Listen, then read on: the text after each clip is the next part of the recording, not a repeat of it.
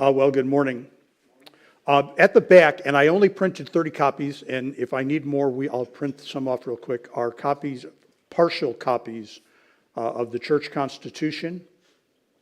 So if you want one, we're going to, I was asked a while back if in light of, in the nearer rather than more distant future, if it wouldn't be beneficial for me to review our church constitution, and so we're going to take a few weeks and do that. No more than 3, maybe just 2, but probably 3. And then no big secrets here. Leafy and I are supposed to go to Peru. We will be in Peru most of February, and so we'll take up something else when we get back. So, but I think what I printed for you this morning is 5 or 6 pages, and so I didn't print a bunch of them, but because I didn't know who would want them. And with that, let's go ahead and pray. And do we need more? Or okay. Does anybody? How many are left?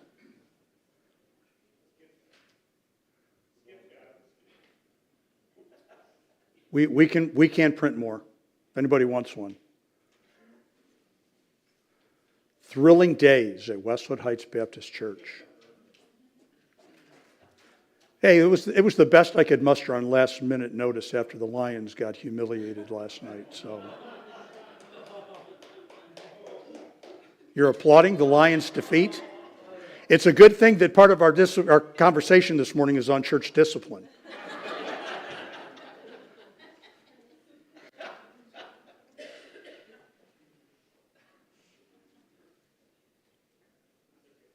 We shall make a note. Aaron Nihilus, traitor to the cause.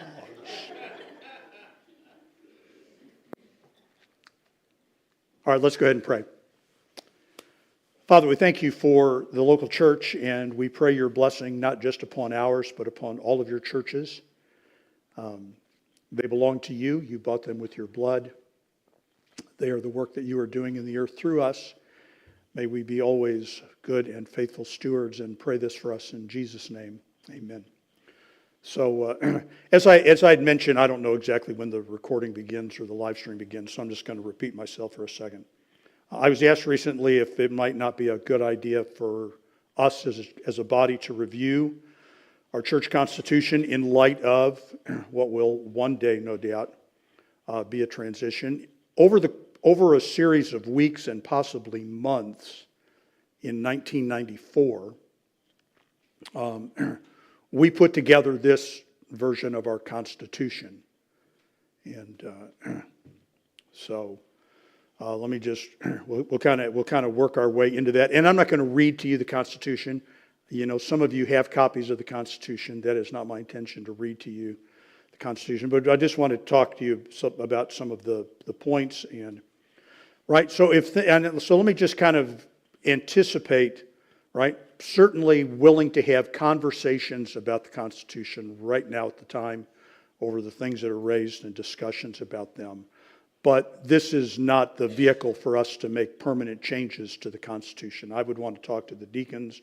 We would make a presentation to the church. There would be some kind of a business meeting called, and the vote would be, taken by ballot and ratified before we make changes. We will not just do that. However, here's our opportunity to review that. Let me just give to you a couple of my observations and disclaimers. I personally do not believe that Paul's instruction to us to do all things decently and in order is any kind of a mandate for either a church constitution or enslavement to Robert's Rules of Order. I'm pretty confident Paul did not know about those things, and I'm extremely confident that that is not what Paul had in mind. Right? The context of 1 Corinthians 14 is that the church had degenerated into a series of competing voices, each trying to be heard at the expense of the other, and henceforth let all things be done decently in order. He wasn't talking about business meetings, he was talking about church services. Nevertheless, a constitution, in America at least, is part of the mechanism that is necessary for a church to operate legally as a not-for-profit corporation. And that's what Westwood Heights Baptist Church is. It is a legally formed not-for-profit corporation under the state of Nebraska laws and under federal guidelines. And that in and of itself is not without some controversy. And some of you old-timers, particularly if you remember the big Christian school fight of the late 1970s and 80s, recall that a number of independent Baptist churches went through the process of dissolving their corporate status, distancing themselves from state governments, arguing that no such device was necessary. And I suppose that in some way you could make the case that it is not necessary. But again, within the American governmental system, corporations provide a layer of identity and protection that we possibly might want to enjoy or need to enjoy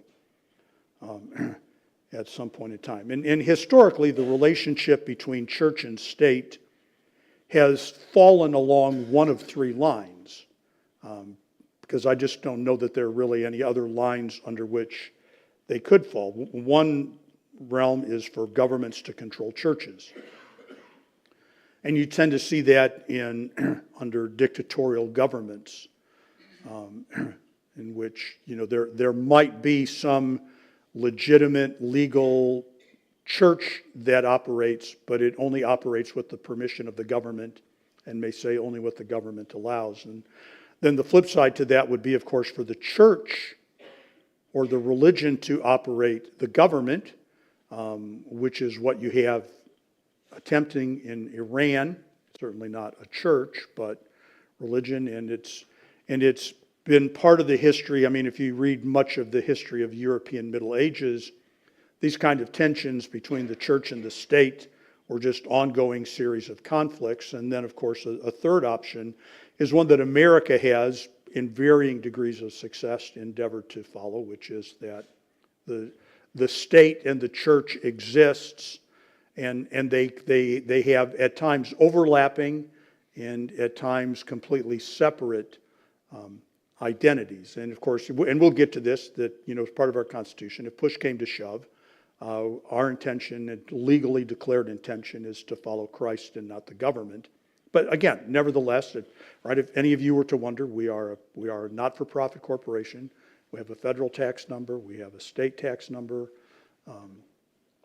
We are exempted from many of the tax filing requirements, but we pay. We deal with the government. We license our vehicles. We file. Kelly files however many forms there are, and both with reference to the state and the State Department of Education and the federal government, we try to operate under the appropriate guidelines. We withhold taxes, the appropriate taxes from our employees. We pay those taxes to the federal government. So, and all you saw some of that stuff in our budget. The reason that we should care as a church, right, is not that we have a written document that is designed to be in competition with the Bible, but I would argue that our Constitution should reflect the way that we endeavor to do business. And the reason for that is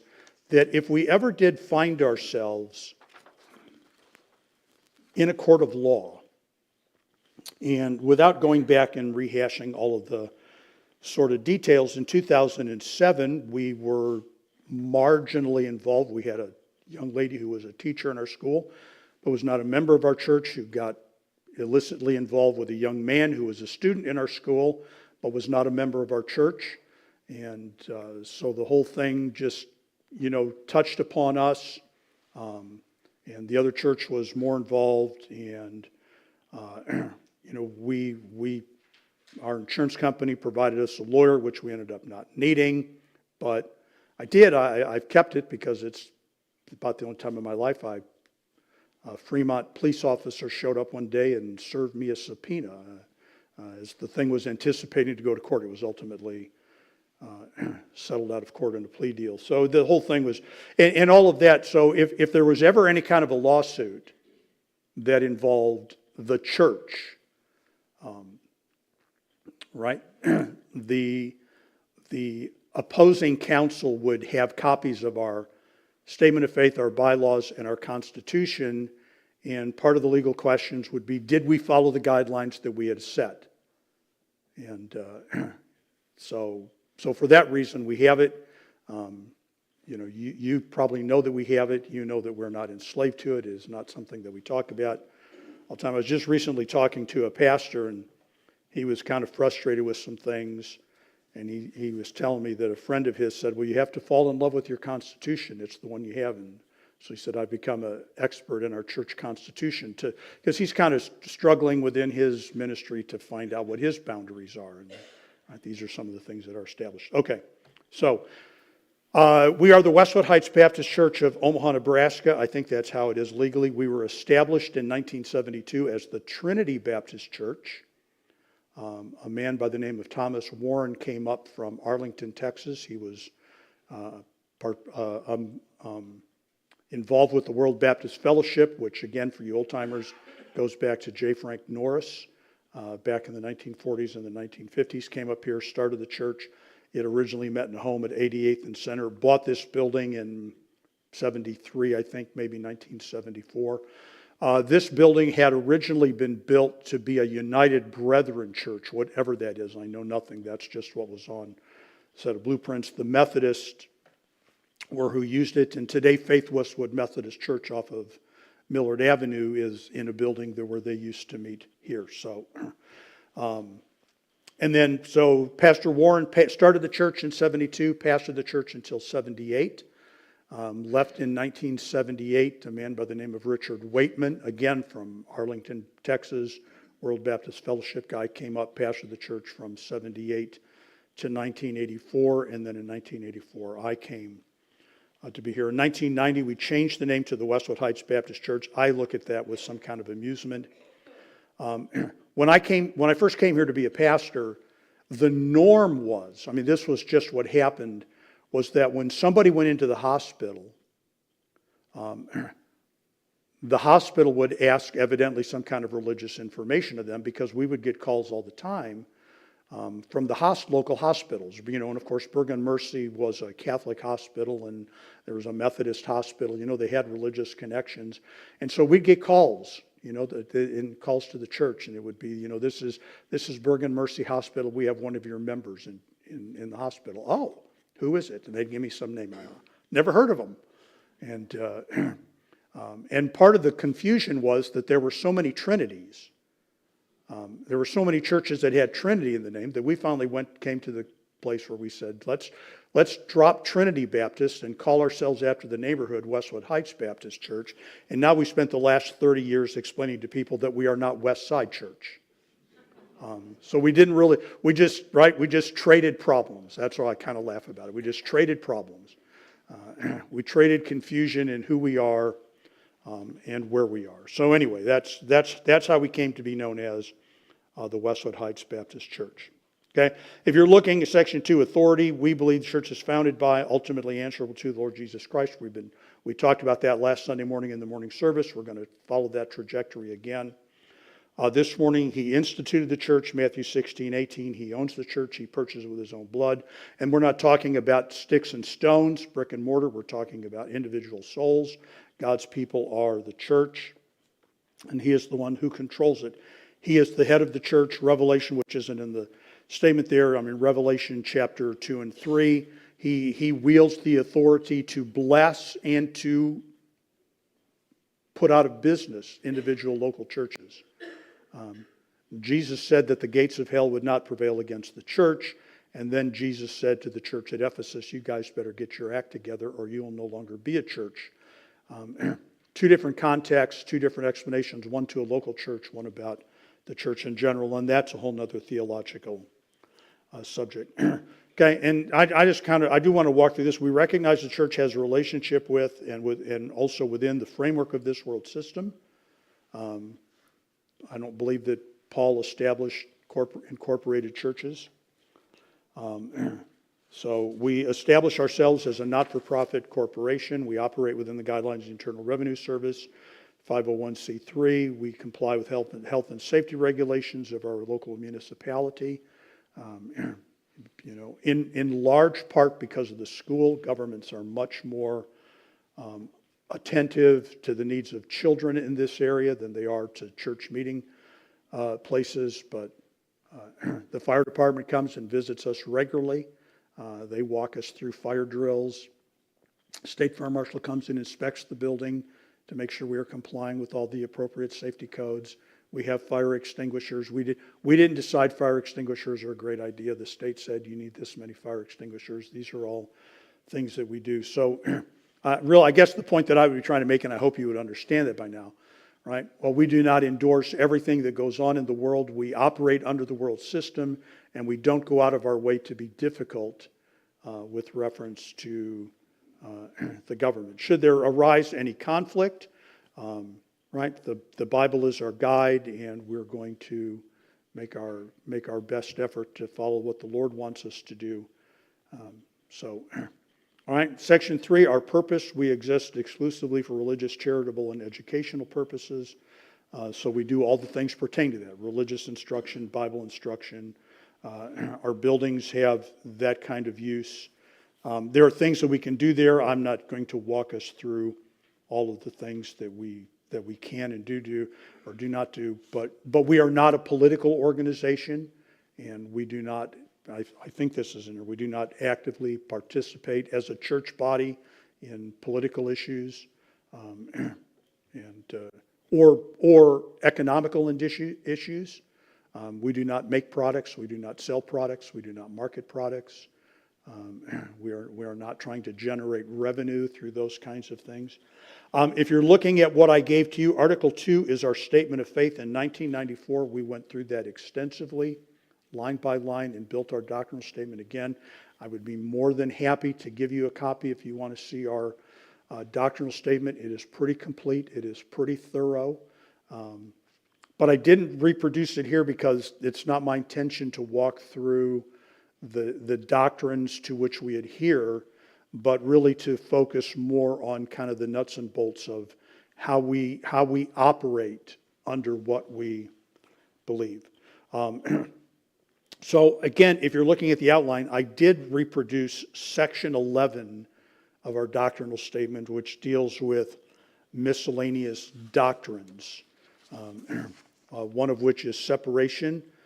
We practice ecclesiastical separation. We believe the church as an institution to remain separated from other groups and organizations that teach false doctrine. So we do not belong to the National Council of Churches or organizations like that.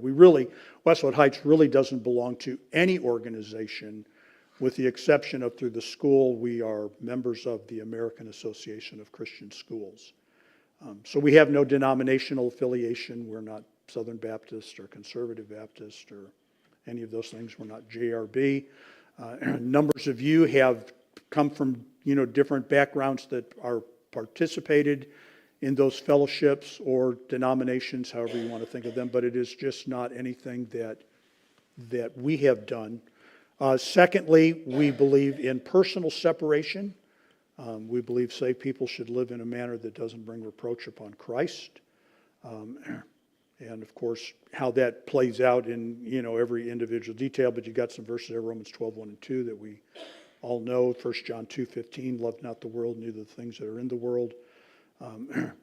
Letter B, and I'm going to read through this because we've had some conversations about this as to whether what our Constitution says it strongly enough and exhaustively enough. Human sexuality.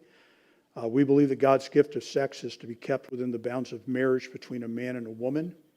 We believe that homosexuality, lesbianism, bisexuality, bestiality, incest, fornication, adultery, and pornography are sinful perversions of the sexual relationship that should exist only between a husband and a wife. Biblically, a husband is the male sex and the wife is the female sex. No same-sex union is biblically acceptable or right. So that's what we state.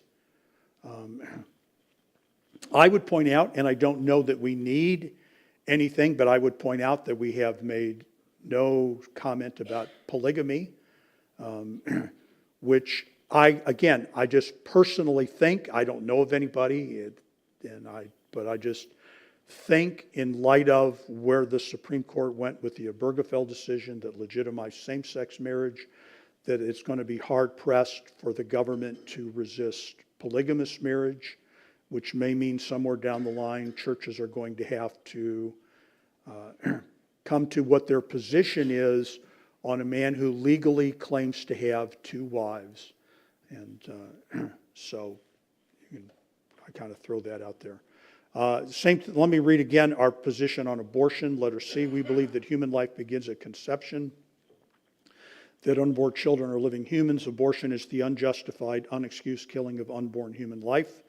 We reject the teaching that abortions of pregnancies resulting from rape, incest, birth defect, gender selection, birth control, population control, or mental well-being of either parent are acceptable. I think that's pretty, right? I don't think there's a lot of room there, but again, we wrote this as a church 30 years ago. We did not write it as lawyers, and so there's some of our statements there. So we would be pro-life. I mean, this is the position that I guess I would try to elucidate. As a church, we would be pro-life. But as a church, with reference to the pro-life issue, we maintain ecclesiastical separation. If you wish to be individually involved in organizations that oppose abortion, that is pretty much your call. But as a church, we do not unite with unbelievers, even for the sake of something as significant as abortion. So we would stand against it, but we do not participate as a church in organization, as an organized resistance to it, which a lot of people find distasteful, as kind of a cop-out, but I just think that it is where we need to be within the framework of the church. That would be my position, right? I'm speaking as pastor, but not necessarily on behalf of all of you. That would be the position that I would hold, that a church is going to take positions on issues, and none of those issues then become an excuse for the church to cross illicit thresholds to wage war against those positions. Letter D, I would just refer you to 1 Corinthians chapter 6, verses 1 through 8. Christians should not bring lawsuits against each other. Churches should be the first line. Well, personal attempts at reconciliation would be the first line. Churches should be then the final line, according to 1 Corinthians chapter 6. And I guess the only other observation I would make about that is that,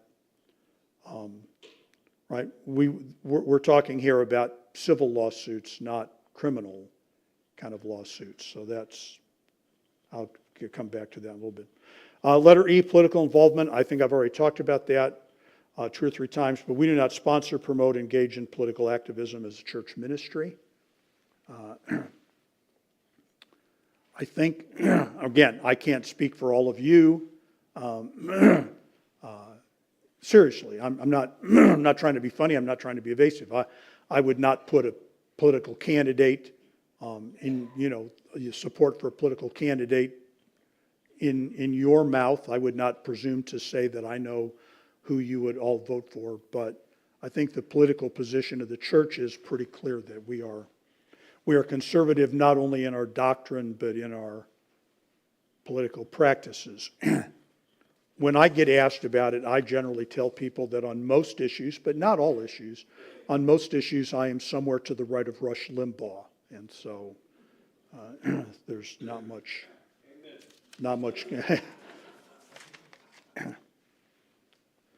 Letter F, capital punishment. We believe that God grants to human government the right to execute criminals. And I would make a New Testament distinction. One of the ways that we know that the church is not Israel is that the nation of Israel granted to, not really to what extent there was any political distinction between Israel's church and state. Capital punishment was given to the priest class, and the people participated. And under the New Testament system, capital punishment is vested in the state and not the church. The church does not have the right to execute wayward members. I mean, seriously, folks. The church does not have the right. It is not called to. It is not instructed to. It is not condemned for not executing its members for committing capital crimes. 1 Corinthians chapter 5. Right? Paul is dealing with an incredibly sensual sex sin. A man should have his father's wife. That's a capital crime in the Old Testament. The New Testament solution is expulsion, not execution. So I believe, right? Again, as a church, we believe in capital punishment. But also as a church, we do not believe capital punishment belongs to us. So, a couple of passages there. Genesis chapter 9, verse number 6. Romans 13, 1 through 4. Letter G, I'm going to read it again. I'm going to read this one in its entirety. Suicide and mercy killing. We believe that God creates and ends human life, and as such, unless commanded or allowed by God, human beings commit murder when they take a life to deliberately end human life for any other reason than that allowed by God is wrong. And again, this is something that I think is going to increase over time. Euthanasia has become prevalent, legalized and practiced, not prevalent, but legalized and practiced in some European countries. I think there's going to be a greater push for it in our country. Does the Bible allow us to end a human life because they are terminally ill, have no quality of life, and are not going to recover? And the answer to that is no, biblically no.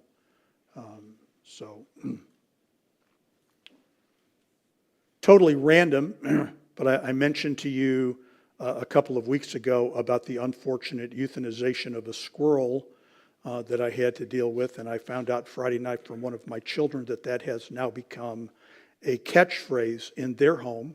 When somebody is on the verge of overreacting, you don't have to kill the squirrel is how they respond. So, always happy to be a ministry to my children. Always happy to be a ministry to my children. Okay, and then we have a statement in there that, the statement of the faith does not exhaust our faith. The Bible is the wellspring of what we believe. It is not vested in a legal document that we would write with reference to that. That brings me then to Article 3, membership. Qualifications for membership: upon a majority vote of members present at any church service, membership shall be extended to any person who professes personal faith in the Lord Jesus Christ as their only Savior, expresses a desire to serve the Lord, complies with one of the following conditions. We either baptize them as an act of obedience, or they transfer in from another church, or they have a testimony of Christianity, what's sometimes called Christian experience, and a testimony of baptism. And then by restoration, if the person has been removed from the church's membership for disciplinary reasons. This is something that in the last few years because it just generally comes through me, people communicate to me that they want to join. I used to ask 2 questions. Are you saved? Have you been baptized by immersion? Now I generally ask 3 questions. Have you been saved? Have you been baptized by immersion? Are you under discipline? Fortunately, the answers to those things has always been no. I've asked those questions whenever I present anybody to you and say we're going to vote on them for members. I've asked those questions. I'm satisfied to the answer to those questions. There have been, one time stands out to me, this was a number of years ago, that right as I was preparing to present them for membership, I thought this should not happen, and we just kind of pulled the plug and met with the people and had the deacons there. And so, and what I want to add to that, folks, that's what we have as qualifications for our membership. I realize that, and some of you may have experienced, it is not uncommon for churches to make people either go through a series of classes in order for them to become members, or it is not uncommon. One of our children at the Bible college they attended, in order to join the church, they had to appear before the church and give their personal testimony. Those things are not, it's not uncommon for churches to do those things. I personally don't find much biblical support for that. It just seems to me, on the basis of the book of Acts, that it was relatively straightforward and simple to become a member of the church. And the book of Acts, the book that is helpful to us in looking at how the early church operated. We have records, right? The Lord added to the church daily such as should be saved. And then when you read a little further and it talks about the number of the men, this doesn't come across in the English like it does in the Greek, but it's a word that clearly indicates they were counting how many people there were. There were some record keeping going on, but there are no lengthy processes. There are no, what's the word I want? There are no probationary periods, right? People were baptized and they came into the church, and that was it. And then, if their life was really inconsistent with their testimony, then the church had a much more greater involvement in their life. That would be the system that I would understand. So some churches try to work very hard to filter out people at the beginning, and you can understand that, but I just don't know that it enjoys a lot of biblical support. And obviously, that's my view. So, right, I would suspect that this reflected my view. I don't really remember how much of this was the original church constitution and how much we modified. Section 2 is the responsibilities of members to love and pray for each other. Did you know you had member responsibilities? Recognize the authority of the pastor in spiritual affairs of the church. Support the church with their finances. Strive to live a life that is in accordance with the church's statement of faith. I think that we have signed by the people who were here in 1972, kind of a covenant of what they covenanted to do. Section 3, privileges of members. The congregation functions as a body under the headship of Christ and not as a pure democracy. This is some legal disclaimer. I'm sure this came from the original documents. Membership does not give to an individual any property, contract, or civil rights based on the principles of democratic government.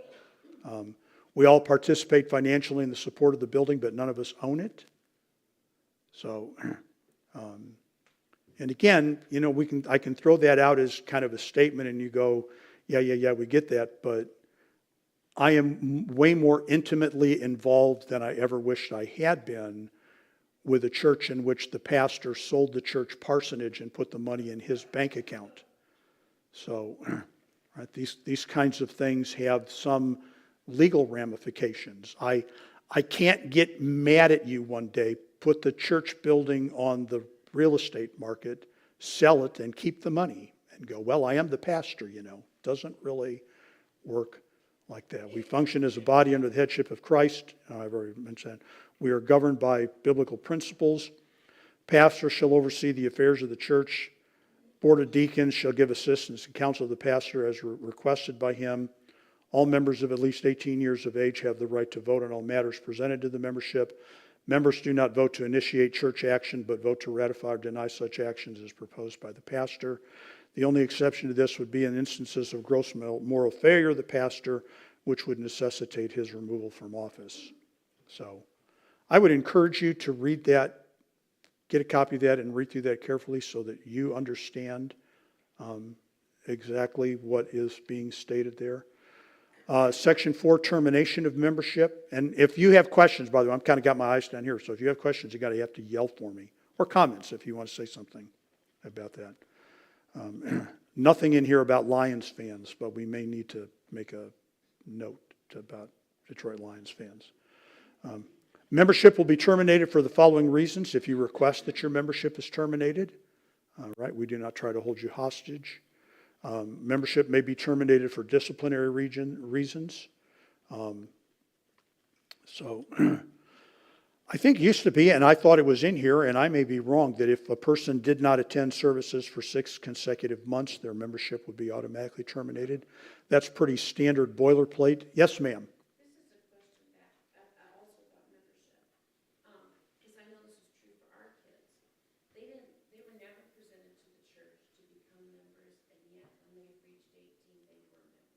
Yes, well, so it is not stated. I would argue that it is implied, and that may be a, membership, baptism by immersion is an act of obedience. So I tell folks, and I don't know that I tell children this, but when we baptize into membership. So when we baptize somebody, we baptize them into the membership of Westwood Heights Baptist Church. They may then at a later time resign that membership, but they're baptized into membership. And quite honestly, we may want to sort through some specific statement about where children stand, because it is really ambiguous in here. There's kind of nothing. Where do children stand? And, virtually all New Testament ministry, folks, is to adults. I mean, Paul, virtually everything, virtually all the people that Paul talks about, he makes reference to the fact that Timothy had been taught the Bible from a child, and he commends that. But right, he gives instructions to parents, and all of his letters are to adults, and all of his ministry is to adults, and all of the known responses that we have to his preaching are to adults, with the exception of Acts 16, in which the jailer was saved in all his house, and whatever that means.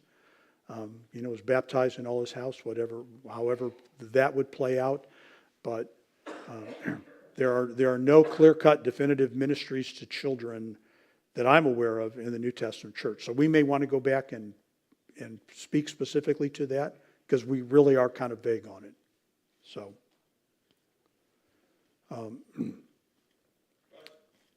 yes, sir.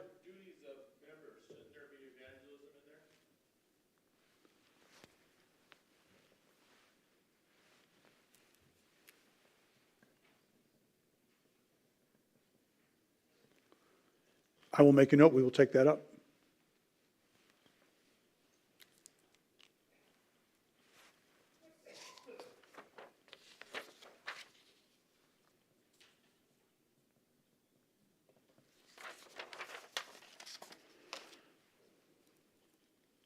We will not take it, and I'm trying to be serious. I'm not trying to be funny, right? We're not going to talk about this tonight.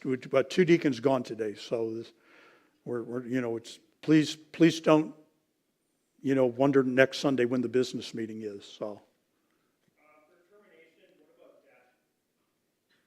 For termination of membership, we don't have anything like if they are promoted. I'm sorry, Vince. I was literally trying to think of whether or not I should give you a serious answer.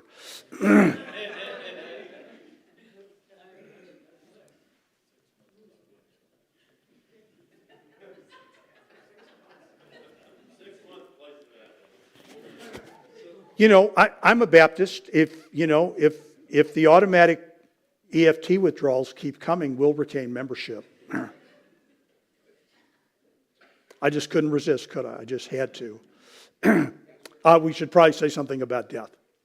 The answer to Skip's question is under purpose. In the section on purpose, what the church, the individuals have are in the world. Number 6, evangelization of the people through world. I would agree with that, but I would not be opposed to adding evangelization in there. We have responsibility as, right? Paul requested to pray for an open door, that a door of utterance would be open for him. So I would not oppose that. Again, we're not going to. I would not oppose including something about death of membership, death terminating membership.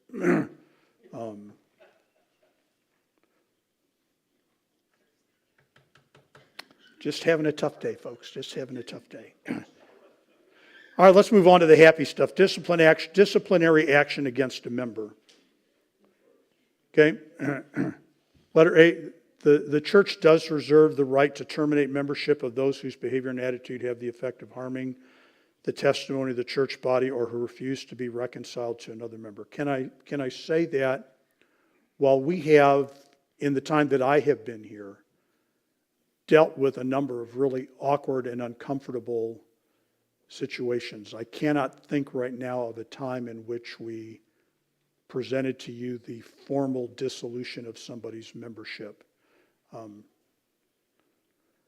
And this is, I would really like, and I'm not trying to be funny, I would really love to be able to sit down with men like Peter and Paul and talk to them about how this played out in their world. And I don't have a good answer for this. But I mean, here's what happens in America. When by the time somebody has gone down the path of living the kind of life that would bring them into church discipline, they usually have resigned their membership and are out of the church. And so one of the questions would be, have we failed by not following through and removing them from membership anyway, or have we discharged our duties by making you aware of their decision? And sometimes we make you aware of those decisions in light of their conduct and leaving it at that. Right, that's probably a little more complex of a conversation. Right, if you're looking at the Constitution, Matthew 18:15 through 19 signifies a series of steps. I don't know that it's a mandate that in every instance that formula be followed. And the reason for that is because a couple of times Paul refers to having delivered someone to Satan. And I think that when Paul says that, he means along the lines of what Jesus is talking about in Matthew 18, that he has, in effect, that he views the church as having a protective dimension in the life of a believer, and he has released that person from that protection. He has delivered them to Satan. And there's nothing in those statements where he says, and I have followed these steps to do that. Right? And generally speaking, right, Jesus is talking about something that begins as kind of a personal conflict that ends up being unresolved in a Christian fashion. And Paul is dealing with, on the one hand, gross sin, and on the other hand, gross heresy. But in all of those instances, and again, I may be wrong in understanding his statement that way, but he is right, to hand somebody over to Satan is, the implication is to remove them from the protection of the Lord. And so, right, letter B, should a situation arise, yes, sir.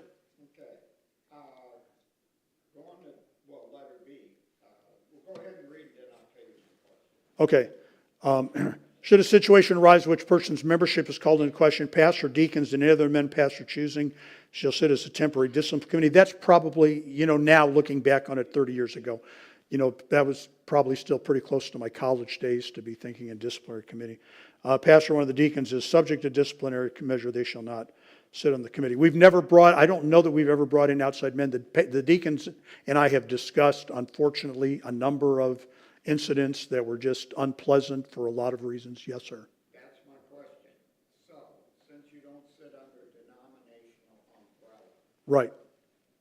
has there ever been a thought of when you have those situations where it is involving a pastor or a deacon that you look at a third party? So the question is, if you didn't hear it, since we are not under denominational umbrella, if it should ever arise with me or whoever is pastor and a deacon, should we bring in a third party? I would not be averse to that, Dan, but I don't think the Constitution specifies that. I know a lot of organizations, when you have that, that's usually one of the caveats, if it is that close, Right, to the subject matter that a third party is usually. right. And all I would say to that is that probably my preference would be the third party be another like-minded church first. Now, I had just written a couple of notes that I wanted to pass on to you in general along those lines. I thought this might be the place to do that. Right? If you come to me to talk to me as your pastor, if you come to talk to me as your pastor about something, those conversations are genuinely private. And I really work hard to not publicize them. And there have been a number of instances where people have talked to me and then they've talked to my wife, for instance, like in the assumption that I went home and told her, and I don't tell my wife those things. And there's a lot of reasons for that. Love my wife, great lady, but she's not part of pastoral leadership, and she doesn't need to carry those burdens. So, right?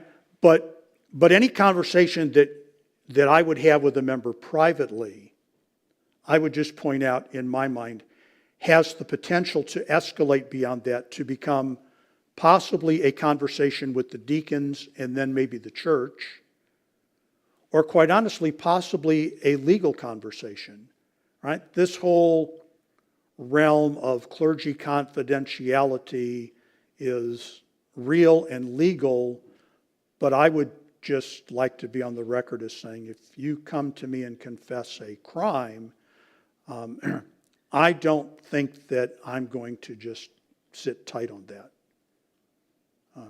It's never happened, but if you came and confessed that you had committed murder, right, one of us is going to be calling the police. Right, that kind of confidentiality is, I think, kind of vested in the mentality of a pastor as a confessor, and I am not a confessor, right? I am not very good at this, but I might be a counselor, but I'm not a confessor. Yes, sir. And that brings the question, going back under qualifications for membership under paragraph D. When you talk about the restoration, you say the original, or the reason for the original dismissal will be publicized to the church membership. Then isn't that kind of moving away from that confidential Well, that is being made to you? And is it well, I guess what I'd say, here's right. We're never. And I'm not exactly sure. I have to go back and I'm looking at the clock and trying to look at the Constitution, right? We would never, right? And I'm going to pick on Rick because Rick gets so much abuse, right? But we would never dismiss Rick from membership by church vote without publicly specifying why he was being dismissed. In other words, it would never happen that I would come and go, look, I don't really want to talk to you about this, but we got to dismiss Rick from memberships, trust me, so we're going to take a vote tonight right? That's never going to happen. So if Rick is dismissed from membership, it's going to be related to the congregation publicly. And I would say this, by the way, right? In light of the fact that we live stream our services and we record our services, we would go dark on that, right? That would be something we would endeavor to make public, but within the confines of the building. Then if Rick did repent and wanted to come back in, I think that we would make mention of why he had been terminated. So I think that's the intent of what the Constitution is. So, I mean, you just, right, even if it's me, folks, right, to move off at a little bit of a tangent, this was something that a decision that I reached 4 or 5 years ago, right? Talking with the guys, with the deacons. There were times periodically where I would come to you and say, we're going to take an offering for a member. And then I would just kind of leave it at that. And, then there would be people who would go, but who and why? We should know. And so now I've got to the place where I will say to people, I'm willing to take an offering for this, but if we take an offering, you're going to be called, and the reason for the offering is going to be called, so that everybody knows why they're participating and everybody has all that information. So, right, to some extent, we do forfeit a little bit of the realm of secrecy to be members of the congregation. Yes, ma'am, Janelle. Well, I think going back to that, just the membership part of, like, the disciplinary thing as it reads, it's kind of, I mean, it's, I think that was more defined, like if a couple or a family comes from a different church and they get disciplined out of the church. Yes, And we don't know about it. yes. So then we are made aware of that situation and still accept them fully. Is that kind of? Yeah, no, that's exactly it. That if somebody came in from another assembly and they had been disciplined there, that, right? And one of the okay, so a couple of things, and we never talk about this, but one of these days, folks, and I promise you that I have resisted this, but one of these days, because otherwise we're not going to be able to get insurance. We're going to have to do background checks on the people who minister here, criminal background checks. Right? It's just, one of these days it's just going to happen. I have resisted it tooth and nail with everything that I can muster, but the legalities and the nervousness of insurance agencies, companies being what it is, it's going to happen. Right? So if somebody comes in from another church and they have been under discipline and they have repented and feel like they need to change ministries, there needs to be some public acknowledgement. Just like, folks, again, this becomes very, very tricky, right? Their churches sort through this and lawyers are involved and these are workshop sessions on this.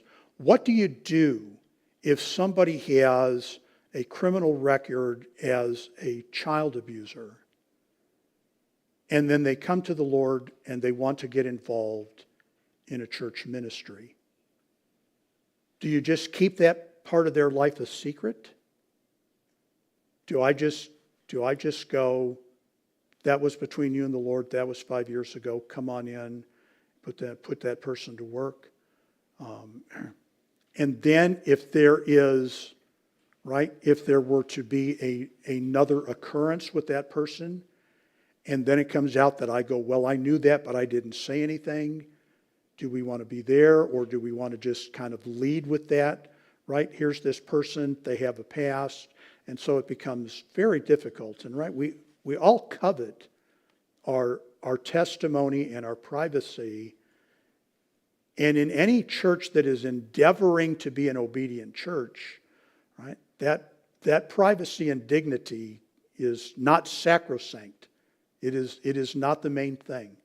So, to get at what Janelle is talking about, the primary intent of that is that if somebody were to come in from another ministry having been disciplined, and most of the pastors in the area that I know, we're pretty good about communicating with each other if, right? I mean, if somebody came in from another church today and I found out that they were from another church, I would call that pastor and talk to that pastor about it. And other pastors would tell, if you went and visited some other ministry, the likelihood is very quickly, some pastor would be, hey, this person was here at the church. And so the local pastors are pretty good about that and are sensitive to that. To deal with this, because I'm really, right? The church does not function. I do not believe the New Testament expects the church, the membership of the church, to function like a police agency. Okay? Paul got involved, 1 Corinthians 5, when he said, it is commonly reported. When everybody looks, and by the way, folks, right? I mean, right? It doesn't have, I'm going to take another opportunity to say this, right? The biblical trajectory is not that you see something in somebody else's life, whether it be something you think is sinful or whether you just think they're really struggling. The biblical pattern is not you see that and you come tell me. The biblical pattern is you see that, you tell them. Right? That's always the biblical expectation. And I will always point out, right, we find it a lot easier to talk about people than we do to talk to people. But the biblical pattern is to talk to people. If that begins to unravel, then there may be other opportunities. I do not go out of my way to monitor your life. I have enough problems keeping up with my own life. But if somebody's life becomes, and it has happened, maybe a half a dozen times, that that things have really spiraled and behavior has really become egregious. And, I'm involved, and then I assure you, the deacons are involved, and then it may be that you will be involved at some some level. So there's some formality there, and I just always come back to this. When I candidated here, one of the deacons, Brother Bob Marty, said, we're used to following the pastor. That has always historically proven to be true. I rarely have had to fight to maintain my leadership role to whatever extent that should be. So, all right, I'm going to stop there. We'll come back to this. I've made some notes to myself. Please do not hesitate to write me a note. I would rather that you wrote me a note than talk to me, simply because a note I can put with my stuff and do some research on, and I will forget. And we will be back in 5 minutes. It's